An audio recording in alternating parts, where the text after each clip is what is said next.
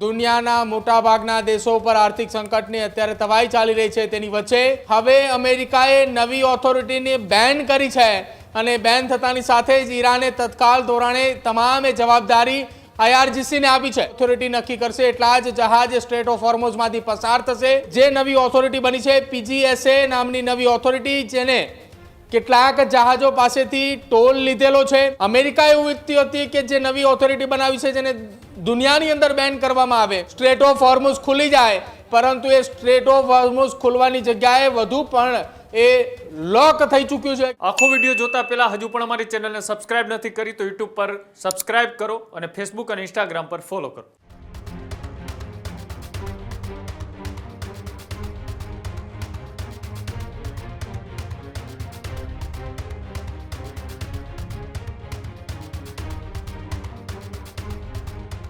ચર્ચાઓ ચાલી રહી હતી કે સમાધાન થશે, યુદ્ધ વિરામ થશે, પરંતુ આ બધી જ ચર્ચા વચ્ચે ફરી એકવાર તણાવ વધી ચૂક્યો છે। સ્ટ્રેટ ઓફ હોર્મુઝ મુદ્દે અમેરિકાના કડક પ્રતિબંધ જોવા મળી રહ્યા છે, ત્યારે ઈરાનની નવી પર્શિયન ગલ્ફ સ્ટેટ ઓથોરિટી પર એક્શન જોવા મળી રહ્યું છે। પર્શિયન ગલ્ફ સ્ટેટ ઓથોરિટી જે છે એમને અમેરિકાએ પ્રતિબંધ લગાવ્યો છે, ત્યારે હવે જહાજોને આઈઆરજીસીને સંપૂર્ણ માહિતી ત્યાંથી આપવી પડશે। જહાજ ક્યાંથી આવ્યું અને ક્યાં જઈ રહ્યું છે તેની વિગતો ત્યાં લખાવી ફરજિયાત બની જશે। ક્રિપ્ટોકરન્સી દ્વારા ચૂકવણી લેવાની તૈયારી આઈઆરજીસીએ પણ દર્શાવી દીધી છે। નિયમો નહીં માને તો આઈઆરજીસી જહાજોને હોર્મુઝ સ્ટ્રેટ પાર નહીં કરવા દે। હજુ પણ કેટલા બધા જહાજો આજે પણ સ્ટ્રેટ ઓફ હોર્મુઝની પાર પડ્યા છે, એમનેમ નીકળ્યા નથી। અનેક એવા જહાજો ત્યાં એમનેમ પડ્યા પાથર્યા છે।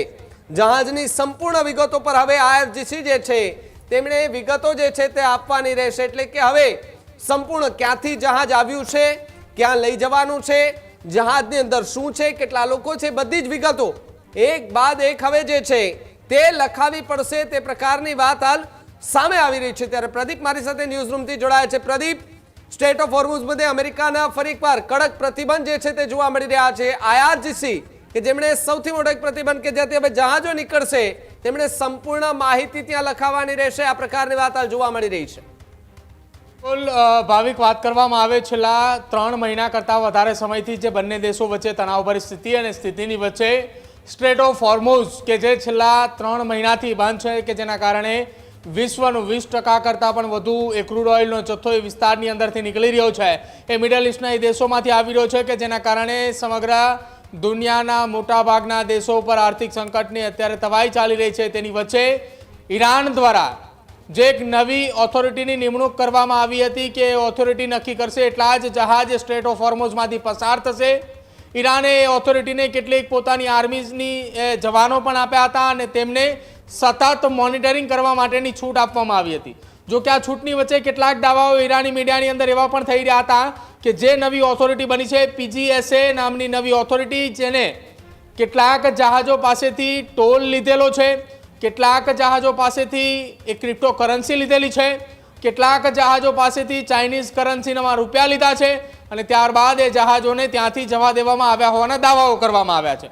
જો કે હવે તમામની વચ્ચે સીઝફાયરનું બંને દેશોની એકબીજાની સામે ઉલ્લંઘનની વચ્ચે હવે અમેરિકાએ નવી ઓથોરિટીને બેન કરી છે અને બેન થતાની સાથે જ ઈરાને તત્કાલ ધોરણે તમામ જવાબદારી આઈઆરજીસીને આપી છે।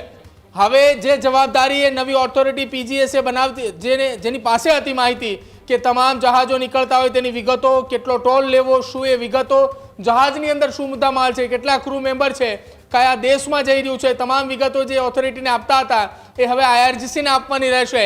આ જાહેરાત ઈરાન દ્વારા કરવામાં આવી છે અને આ તમામ જાહેરાતોની વચ્ચે ફરી એક વખત અમેરિકા એવું ઈચ્છતી હતી કે જે નવી ઓથોરિટી બનાવી છે જેને દુનિયાની અંદર બેન કરવામાં આવે તો સ્ટ્રેટ ઓફ હોર્મુઝ ખુલી જાય, પરંતુ એ સ્ટ્રેટ ઓફ હોર્મુઝ ખુલવાની જગ્યાએ વધુ પણ એ લોક થઈ ચૂક્યું છે, કેમ કે હવે સંપૂર્ણ જવાબદારી આઈઆરજીસી પાસે છે અને આઈઆરજીસીને હવે તમામ એ વિગતો આપવી પડશે।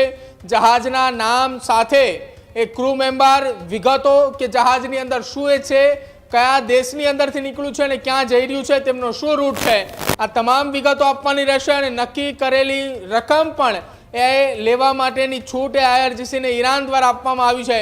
એટલે હવે જોવાનું રહેશે કે ઈરાને જે IRGCને છૂટ આપી છે તેની સામે ટ્રમ્પ હવે કયા પ્રકારના આકરા વલણ લે છે, કયા પ્રકારના પગલાં ભરે છે કે જ્યાં ફરી એક વખત સ્ટ્રેટ ઓફ હોર્મુઝ એ ખુલવાને બદલે બંધ થતું જોવા મળી રહ્યું છે. ભાવિક, ત્યારે જ ન્યૂઝરૂમ ગુજરાતની યુટ્યુબ ચેનલને સબસ્ક્રાઇબ કરો અને ઇન્સ્ટાગ્રામ અને ફેસબુક પર ફોલો કરો. અપડેટ રહો, સત્યની સાથે રહો.